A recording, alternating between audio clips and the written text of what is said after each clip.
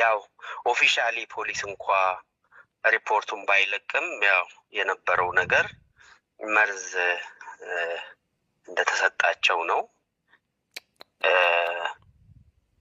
is a deadly poison የተባለው ያ መርዝ በምግብ እንዳልሆነ የተነገረን በመጠጥ እንደተሰጣቸው በኮልድሪንግ ይሁን ወይ በውሃ አልታወቀም። ያው መርዙ በውስጣቸው ተገኝቷል።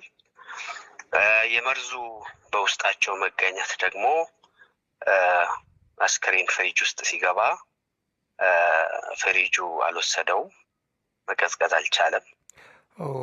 ስለዚህ ሰውነት ከባድ ሁኔታ ላይ የነበረው የልጆቹ ሰውነት እና ከዚህ አንጻር ያው ፖይዝን እንደሆነ የተነገረን። በጣም የሚያሳዝን ነገር ነው። በጣም የሚገርም ነገር ነው።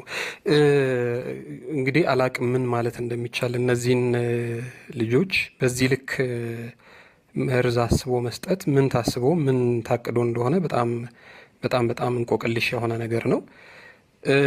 እንደው ምናልባት የሚጠረጠር ሰው ይኖር ይሆን እንዴ? እንግዲህ ስንሰማ ቪዲዮም ላይ የሽኝት ፕሮግራሙም ላይ ስናይ ወላጆቻቸው በጣም ሰላማዊ እንደሆኑ ያ ሁሉ ህዝብ ወጥቶ ደም እንባ እያለቀሰ የሸኛቸው ቤተሰቦቻቸው እናት አባቷ በጣም ሰላማዊ ከሁሉም ጋር በፍቅር የሚኖሩ ሰዎች እንደሆኑ ነው የሰማነው።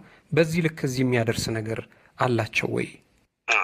የላቸውም። ከቤተሰብ ጋር የባለው ችግር ቤተሰብ ከማንም ጋር በጣም ተግባቢ ናቸው፣ ተጫዋች ናቸው፣ ከሰው ጋር በሰላም የሚኖሩ ናቸው። እንግዲህ ከ5 ዓመት በላይ ነው የማውቃቸው እና በእንደሱ ልጆችን ሊያጠቃም የሚፈልግ ሰው ያለም አይመስለኝም። አእምሮዬም ውስጥም የሚመጣ ነገር የለም።